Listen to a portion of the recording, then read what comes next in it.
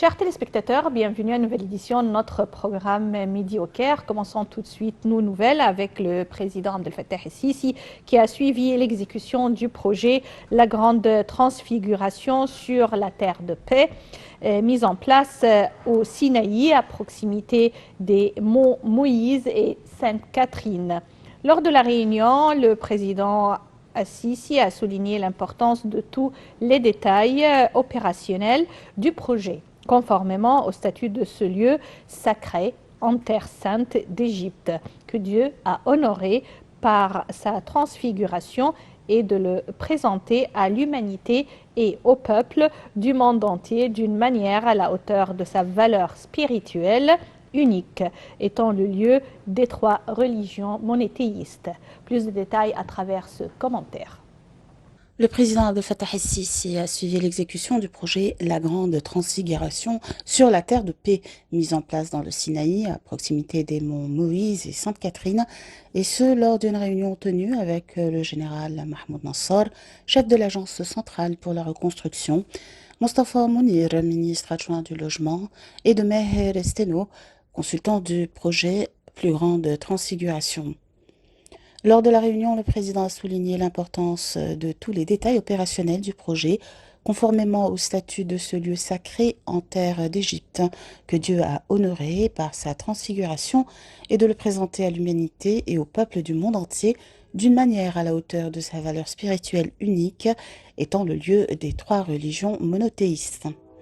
Le porte-parole de la présidence de la République, Bassem Rodi, a déclaré que le président a également ordonné que le projet soit intégré aux efforts visant à développer la ville de Sainte-Catherine et à la placer dans la position appropriée qu'elle mérite, ainsi qu'à maximiser l'utilisation de ses potentiels touristiques, archéologiques, environnementaux, religieux et médicaux.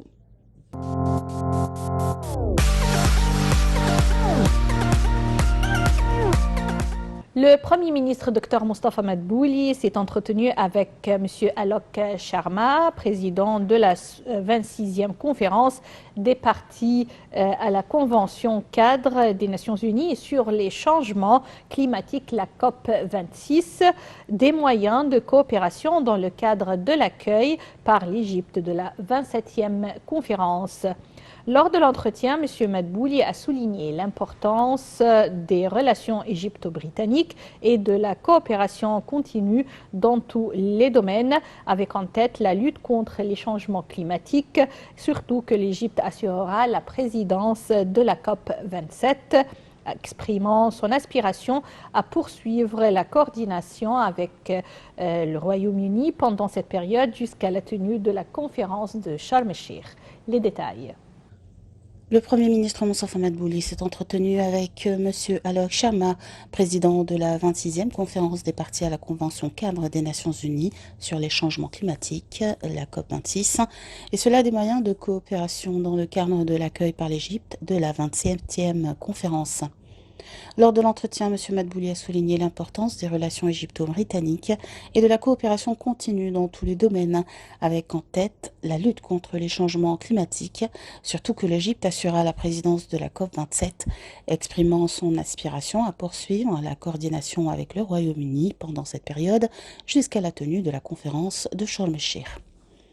À cet égard, le chef du gouvernement a félicité le Royaume-Uni et le président de la COP26 pour la réussite de la conférence, louant les efforts déployés pour qu'elle parvienne à des résultats positifs.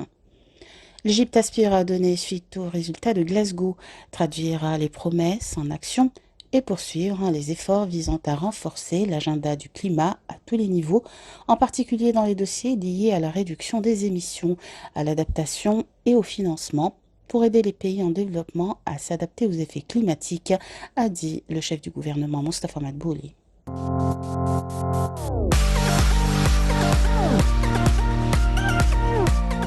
Lors d'une réunion avec le Premier ministre Dr Mostafa Madbouli, le ministre des Finances Mohamed Maït et autres responsables concernés, le président a également demandé au cours de cette conférence, le Premier ministre a communiqué les demandes du président d'approuver 2 hausses salariales d'un montant total de 8 milliards de livres égyptiennes, à raison de 7% du salaire de base des employés visés par la loi sur le service civil et de 13% du salaire de base de ceux non inclus dans cette loi.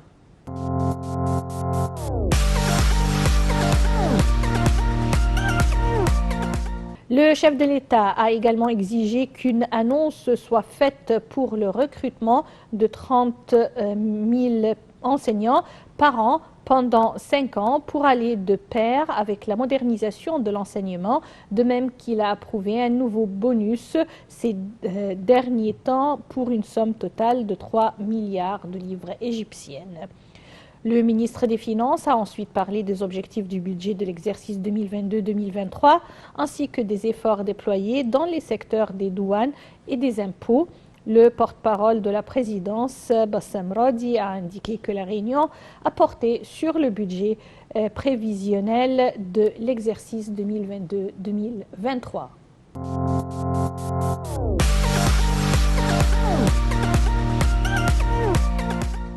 La ministre du Plan et du Développement économique, Hala Saïd, a examiné mercredi avec le président de la Société internationale islamique de financement du commerce, SIFC, Hani Somboul, les domaines de coopération conjointe. Lors de l'entretien, Mme Saïd a également le gouverneur du Caire et de l'Égypte auprès du groupe de la Banque islamique pour le développement BID a évoqué l'accueil par l'Égypte de la 3e réunion du Conseil de gouvernance du programme des ponts de commerce arabo-africain ainsi que la réunion annuelle du Conseil des ministres et également la réunion a porté sur l'avancement du programme d'action de la Société de l'an 2021, signé à distance en janvier dernier.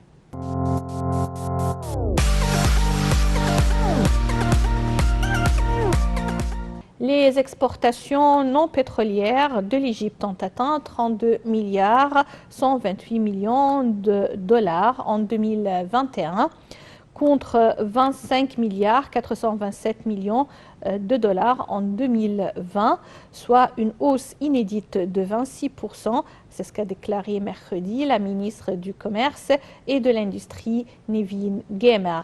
Et également, Madame Gemer a dit que ces hausses sont prévues pour l'exercice de l'année et pour les exportations et a ajouté que ces efforts ont contribué au maintien des marchés d'exportation et à l'accès de nouveaux marchés. Madame Gemer a également souligné que l'État avait mis en œuvre un nombre de mesures qui ont contribué à atteindre ces taux d'exportation distingués.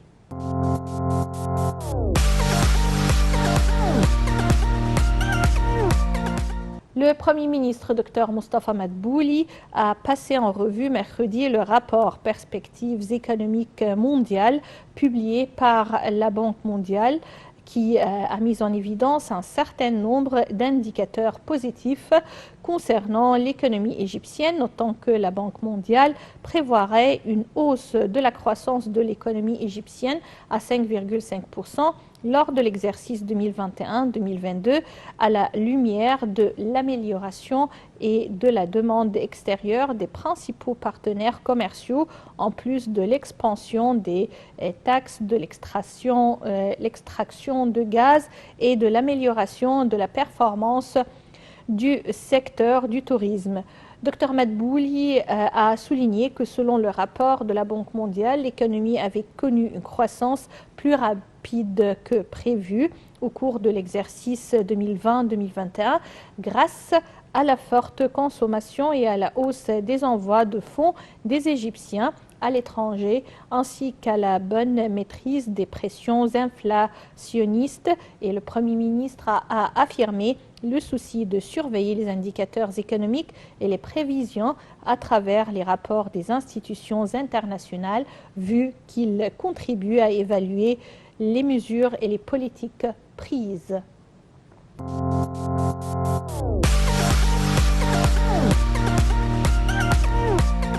Le directeur exécutif du Fonds monétaire international, le FMI, Mahmoud Mohiuddine, a déclaré que le président Abdel Fattah al-Sisi avait relié l'initiative Vie décente aux objectifs de développement durable, l'ODD.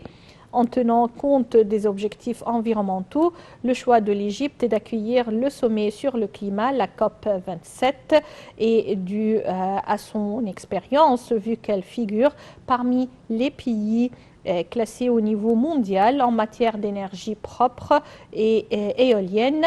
C'est ce qu'a dit M. Mohiuddine.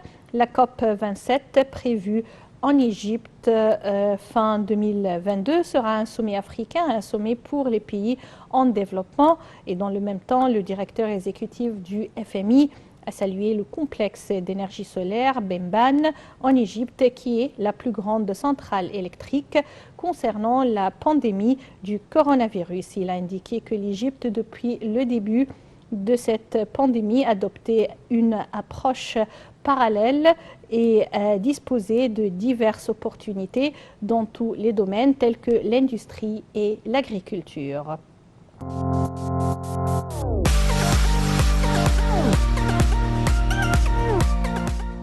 Le président Abdel Fattah el-Sisi a été informé des détails du projet de construction d'une usine de pansements médicaux de haute qualité en partenariat avec l'expertise canadienne et conformément aux normes internationales afin de contribuer à couvrir le besoin dans ce contexte. Le chef de l'État a ordonné de doubler la capacité de production proposée du projet, ce qui permet plus tard d'exporter à l'étranger. Le président al-Sisi a tenu une réunion avec le directeur de l'autorité nationale des projets de service des forces armées, Walid Aboulmagd, et le président du conseil d'administration de la société de produits chimiques intermédiaires Del Nasr, Iheb Abdel Samia, et le président du conseil d'administration et de la société PIL pour les pansements médicaux Abdelmonem Azmi.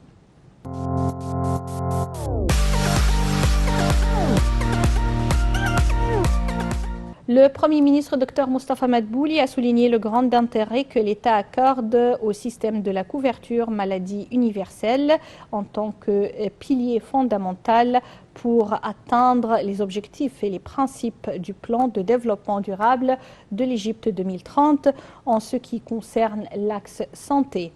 Le chef du gouvernement a tenu ses propos lors d'une réunion de suivi de l'état d'avancement de la mise en œuvre du système de la CMU dans les gouvernorats de la première phase. L'état d'avancement de la mise en œuvre des travaux de développement hospitalier dans le gouvernorat de Port Saïd a été examiné et au cours de la réunion, le ministre des Communications et des Technologies de l'Information a passé en revue la situation des infrastructures et des réseaux dans le gouvernorat de la première phase.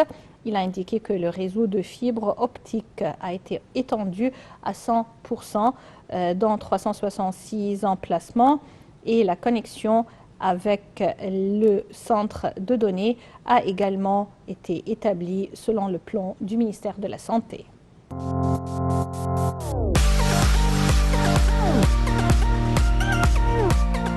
Le ministre de l'Enseignement supérieur et de la Recherche scientifique et ministre par intérim de la Santé, Khaled Abdelghaffar, et l'ambassadeur de Pologne au Caire ont discuté des moyens de consolider la coopération commune dans le secteur de la santé. M. Abdelghaffar a remercié le gouvernement polonais pour avoir accordé à l'Égypte plus de 500 000 doses du vaccin AstraZeneca via COVAX. Et le ministre a évoqué la stratégie de l'État égyptien face à la pandémie de coronavirus et les deux responsables ont jugé important la coopération entre les universités égyptiennes et polonaises pour la fourniture des bourses aux étudiants universitaires, ce qui contribue à l'échange des expériences scientifiques et culturelles entre les étudiants.